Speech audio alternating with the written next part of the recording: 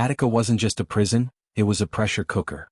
A place where fear, power, and desperation collided until they finally exploded in one of the deadliest prison uprisings in American history. But behind the headlines lies a darker truth, one carved into concrete walls, buried files, and the lives forever scarred by what happened inside New York's most infamous fortress. If you're ready to uncover what really happened behind Attica's razor wire, hit subscribe because this journey takes us deep inside a place the government never wanted you to understand. Before we step through the gates of Attica Correctional Facility, a place built like a medieval fortress and remembered as a battlefield carved into U.S. history, make sure you subscribe to the channel and turn on notifications. This story is raw, real, and filled with the kind of truth that institutions tried for decades to bury. By subscribing, you help keep investigative storytelling alive and ensure that forgotten voices remain heard. Now, let's walk into Attica. Attica Correctional Facility didn't rise from the ground by accident. It was engineered with a purpose. When construction began in the early 1930s, America was still recovering from economic collapse, and New York State saw an opportunity. Unemployment was crushing rural communities, and state officials needed a federal-sized reason to inject life back into Western New York. Building a maximum security prison, one that would dwarf most others in scale and intimidation, became the answer. The region around Attica was chosen not only for its cheap land but also for its isolation. Lawmakers believed distance created safety. If a prison stood far enough away from major cities and tucked deep inside farmland, escape attempts would be nearly impossible and public panic non-existent. To that end, they designed Attica as if preparing for war. Massive stone walls rose more than 30 feet high. Towers were stationed at strategic points with wide fields of vision. Every corridor, every yard, every cell block was structured for control. By the time the facility officially opened in 1931, Attica wasn't just a prison, it was a psychological weapon. Its layout created a feeling of constant surveillance long before modern security tech existed. The place was meant to remind every incarcerated man that the state held absolute power, and freedom was not just outside the walls, it was unthinkably far away. But behind the fortress-like design hid a more troubling reality. The prison quickly became overcrowded, understaffed, and underfunded. Food portions were small, medical care was often delayed or ignored, and educational opportunities were nearly non-existent. Many incarcerated men, most of them Black or Latino, entered Attica already aware of racial divides across America, but inside these walls, inequality wasn't just social, it was systemic and unrelenting. Correctional officers were overwhelmingly white, drawn from the local towns surrounding the prison. Many had never interacted closely with people of color outside the context of incarceration. Misunderstandings became tension. Tension became resentment.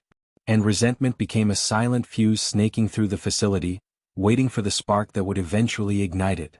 Inside the cell blocks, strict routines dominated every minute of the day. Lights on. Count time. Work detail. Recreation. Count again. Lights off. Men were treated not as humans with potential but as numbers to be moved, herded, or locked away.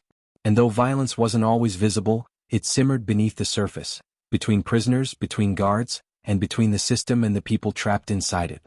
Throughout the 1960s, America outside Attica was changing rapidly. Civil rights movements demanded equality.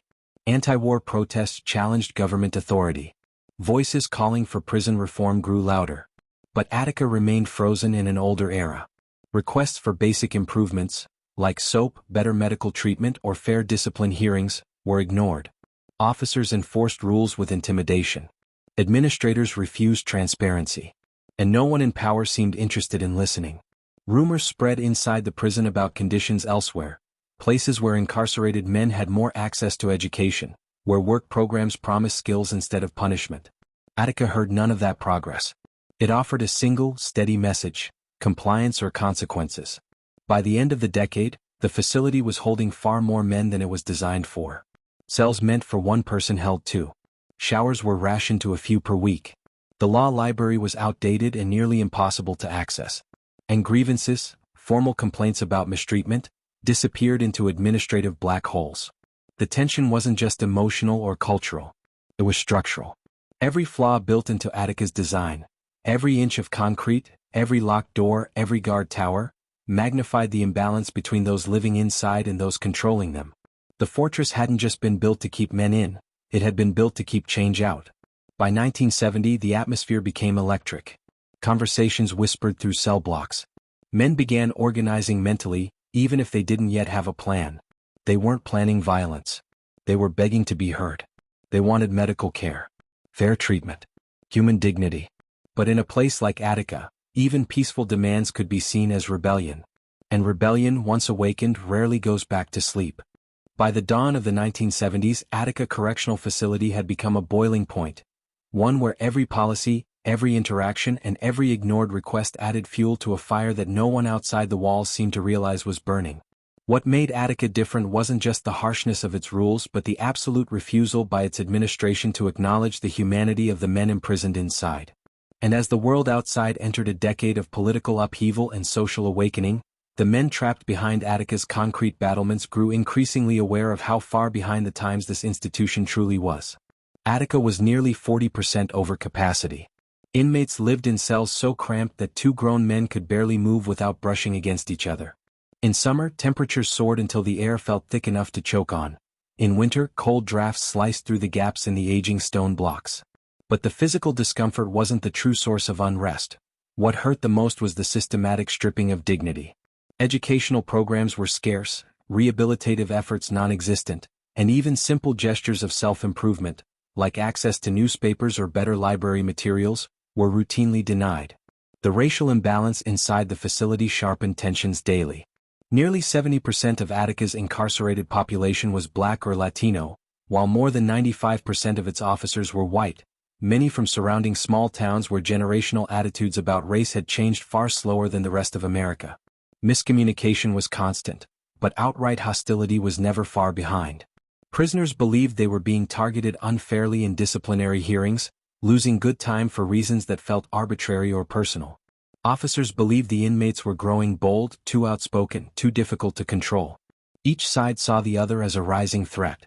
Meanwhile, events outside the prison only heightened frustration. News of political activism, the fight for civil rights, and growing scrutiny over police brutality filtered into Attica slowly but unmistakably. Newspapers, radio broadcasts, and visiting family members brought updates about movements that inspired hope and stirred anger. Men incarcerated inside couldn't help but compare their lives to the freedoms others were fighting for. They learned about prison reform efforts in other states, about improved access to education, and about growing advocacy groups pushing for humane treatment. But Attica's administration rejected every petition for better living conditions, dismissing the men's concerns as exaggerated or unfounded. One of the most significant triggers came in early 1971, when news of George Jackson's death in California's San Quentin prison reached Attica. Jackson, a prominent prison activist and author, had become a symbol of resistance against abusive prison systems.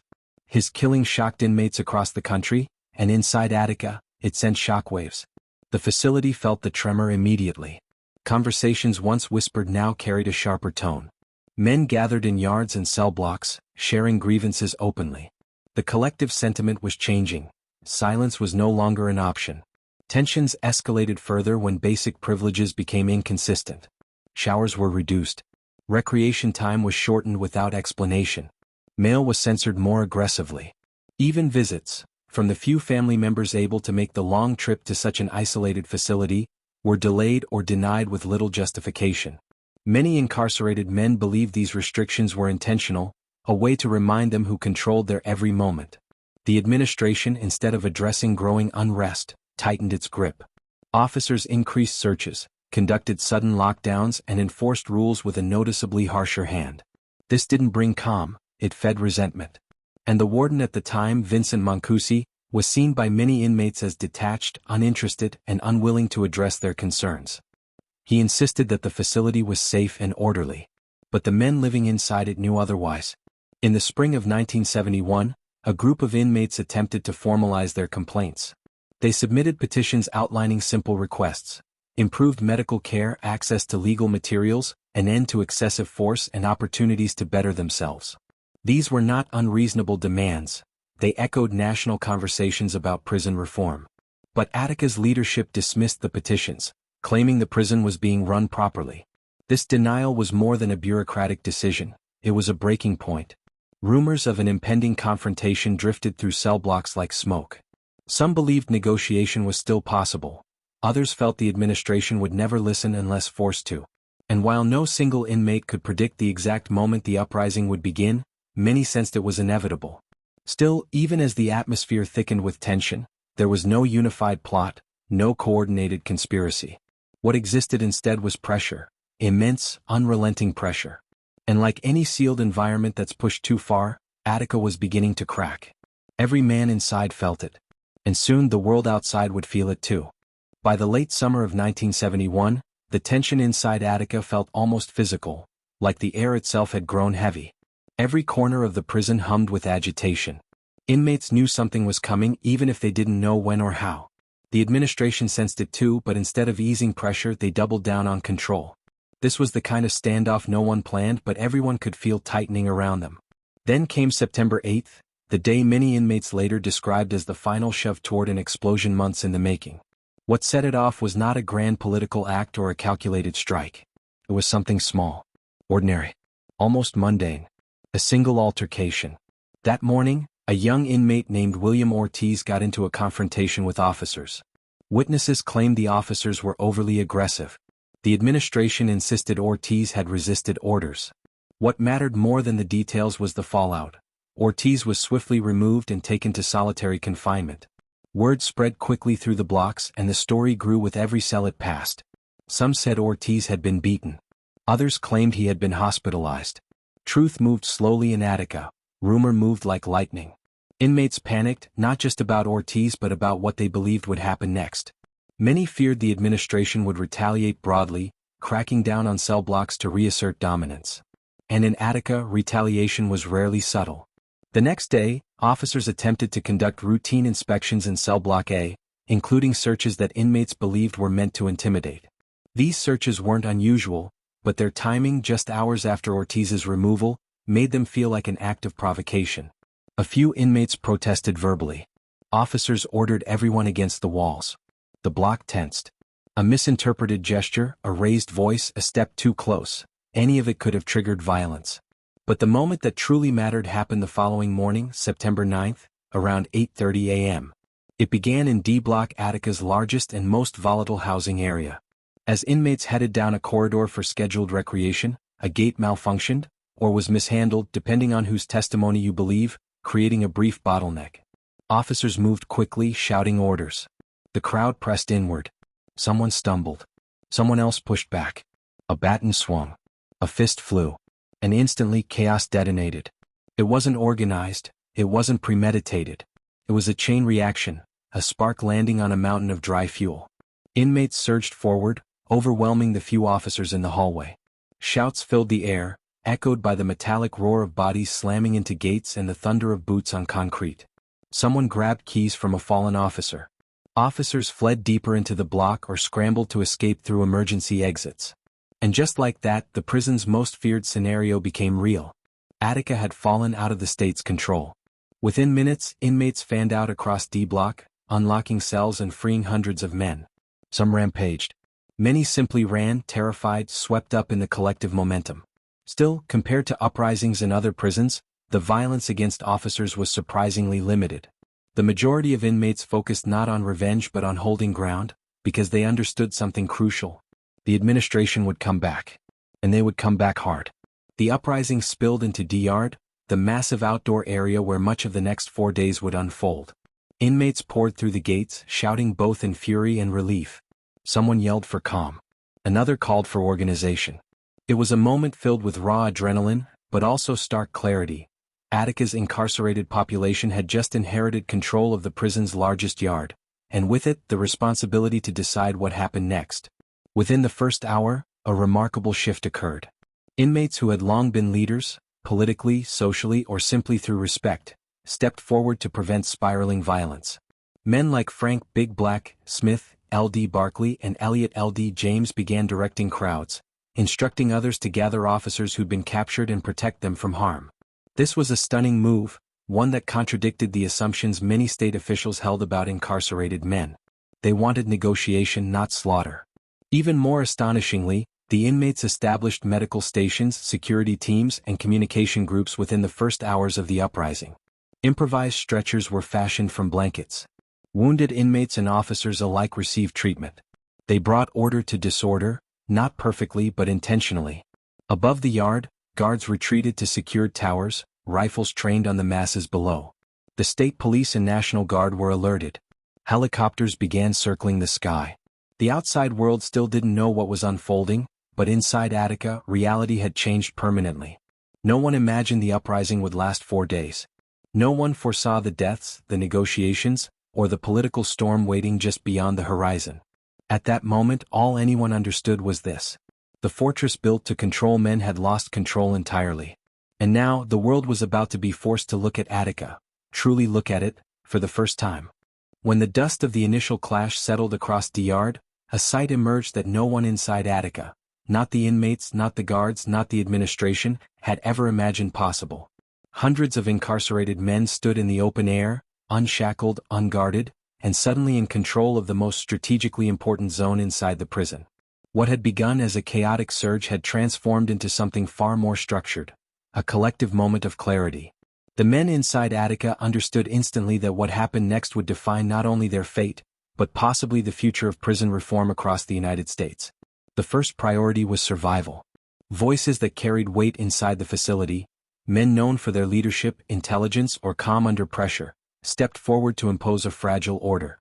Among them was L.D. Barkley, a young, charismatic inmate who articulated the demands and emotions of the group with remarkable clarity. Another was Frank "Big Black" Smith, a respected inmate who quickly became responsible for overseeing security. Their goal wasn't domination, it was control. If Attica descended into violence, the state would have all the justification it needed to annihilate the uprising. The prisoners formed immediate protective rings around the guards who had been taken hostage. This decision wasn't symbolic, it was strategic. The inmates knew the hostages were their leverage. They also understood that any harm inflicted on them would erase public sympathy and provoke a catastrophic response from the state. Big Black ordered men to stand watch around the hostages, preventing retaliation from inmates who were still burning with adrenaline. In the center of the yard, something extraordinary began to take shape. A temporary society, improvised but intentional. Blankets were laid out to create makeshift first aid stations, staffed by inmates with any medical experience whatsoever. Food distribution points were established, though supplies were limited. And for the first time in Attica's history, prisoners gathered openly, hundreds of men from different races, religions, and social groups, united not by fear but by necessity. As word spread through the facility, inmates from other blocks rushed toward the yard, swelling the crowd to more than 1,000. They looked up at the massive walls that had boxed them in for decades. Many had never seen so much open space at once. It was both liberating and terrifying. No one knew how long they would hold the yard. No one knew how the state would react. Meanwhile, on the rooftops and towers surrounding the yard, correctional officers pointed rifles at the crowd, fingers tight on triggers but awaiting orders. The tension was electric. One sudden movement could have turned the yard into a massacre. Inside this fragile calm, the inmates began to debate their next steps. They needed a unified message before officials arrived. They needed demands, clear ones. And above all, they needed the world to see them not as rioters, but as human beings fighting for dignity. Voices from every corner of the yard contributed to the conversation. Some argued for aggressive resistance. Others insisted on nonviolence. The loudest and most persistent voices pushed for organization. A collective plan that would show the world that Attica's uprising was not about revenge but reform. A group of inmates formed what would be called the Incarcerated Men's Negotiating Committee. They drafted a list of demands rooted in long-standing grievances: adequate medical care, fair disciplinary procedures, religious freedom, access to education, improved living conditions, and the right to communication that wasn't arbitrarily censored. They also demanded safe transport to a non-hostile country for those who feared retaliation, an unrealistic point, but one that demonstrated the depth of their mistrust. When state officials finally arrived at the prison's perimeter, they were stunned by what they saw. The yard wasn't smoldering with chaos, it was functioning. Hostages were protected. Medical care was underway. Prisoners stood in organized groups rather than marauding wildly through the facility. This was not the animalistic breakdown the administration had expected. It was a political stance born out of years of systemic neglect. But New York State wasn't ready to hear their message. From the outside, helicopters hovered like mechanical vultures. National Guard troops assembled. Police vehicles lined the streets leading to the facility. The world beyond Attica's walls was mobilizing for confrontation, not conversation. Inside the yard, L.D. Barkley climbed onto a platform so his voice could rise above the crowd. His words would become one of the most powerful statements of the uprising, a declaration that the men were not beasts, not criminals without voices or rights, but human beings demanding recognition. His speech was passionate, articulate, and broadcast across the prison's makeshift communication lines. The men erupted in applause, but beneath that energy lurked fear. They had made their stance clear. Now they waited for the state's response. And the state, conflicted, divided, and under immense public pressure, would soon send someone who could change the course of the uprising entirely. As night fell over Attica, the floodlights flickered on, bathing D-Yard in a harsh glare. The prisoners huddled together, exhausted but resolute. Their fortress had cracked open, and now the entire nation was watching. But no one yet knew that within days, the bloodiest prison event in U.S. history would unfold on this very ground. D-Yard had transformed into a fragile republic of the incarcerated, but now Attica's uprising began expanding far beyond the walls. News traveled swiftly through radio waves and urgent bulletins across New York State. A maximum security prison was in full revolt, and more than 1,200 inmates held control of a key yard along with dozens of hostages. The public reaction swung violently between fear and curiosity. Families of inmates gathered outside the prison, desperate for updates, while the families of correctional officers pleaded with the state to end the uprising swiftly. Inside this storm, Attica became the center of national debate. From the very beginning, New York State's officials were unsure how to respond. Governor Nelson Rockefeller, a political heavyweight with aspirations far beyond Albany, was immediately briefed. He understood that the entire nation was watching, and whatever happened in Attica would shape his legacy. Yet Rockefeller was cautious to the point of coldness. He refused multiple requests to visit the facility, even though his presence might have diffused tension. His reasoning was political, not humanitarian. Appearing in a negotiation with prisoners risked making him look weak during a time when public fear of crime was rising. Instead, he delegated communication to Corrections Commissioner Russell Oswald, who arrived at Attica within hours of the uprising. Oswald wasn't known for warmth, but he wasn't oblivious either. When he first entered the prison's administrative area and saw the disarray, he realized immediately that the state had underestimated just how desperate Attica's conditions had become. To his surprise, the inmate leadership requested a neutral observers committee, an oversight group composed of journalists, civil rights lawyers, religious leaders, and public figures who could ensure transparency. This request was unprecedented in prison uprisings. They didn't want secrecy. They wanted witnesses. Oswald, under intense pressure, agreed. Within 24 hours, prominent figures began arriving at Attica. Tom Wicker, a respected New York Times columnist. Bobby Seale, co-founder of the Black Panther Party. Herman Badillo, a congressman. Irreligious leaders including ministers and priests. Lawyers and civil rights advocates. These men and women were escorted through the intimidating stone corridors and into D-Yard, where they came face to face with the inmates who had seized control. What they expected was chaos. What they found was order, strained, improvised, but undeniably present. The observers saw hostages receiving care, food being distributed fairly, and debates happening openly among inmates. It was overwhelming for many of them, because it contradicted the public narrative that prisoners would resort to savagery when given the chance. Instead, the witnesses saw a population fighting for dignity. Their reports back to the media brought a wave of public sympathy. But sympathy is a brittle thing. Negotiations began almost immediately. The inmates presented a list of demands, 29 in total. Most were reasonable: better medical care, fair parole hearings, updated educational programs, the right to practice religion, and an end to brutal treatment. The observers agreed these demands reflected long-standing issues, not sudden whims. Oswald signaled willingness to meet nearly all 29 demands. But 2 points became sticking points, points that would shape the deadly outcome. Complete amnesty for all participants in the uprising. Safe travel to a non-hostile country such as Cuba, for those who wanted asylum. To the inmates, these demands weren't about escape. They were about protection. They feared that once the state regained control, retribution would be merciless. Their fear was not unfounded. History had shown that when prisons revolted, the crackdown that followed was brutal. But for the state, those 2 demands were impossible. Granting amnesty would set a precedent for future uprisings. Allowing inmates to leave the country was politically unthinkable. Still, negotiations continued, long, tense, and emotionally charged. Inmates spoke of years of humiliation, of denied medical care, of inadequate living conditions, of racial discrimination that had become an everyday reality. Observers listened, taking notes, some visibly shaken. Outside, however, pressure intensified. Families of hostages begged the governor to act. Police unions demanded an armed response. Politicians called the uprising an act of terrorism, even as observers insisted it was a human rights crisis. The window for peaceful resolution began to narrow. On the second night, rain poured over Attica like a warning. Floodlights cast long shadows over the yard as inmates huddled beneath blankets and plastic sheets.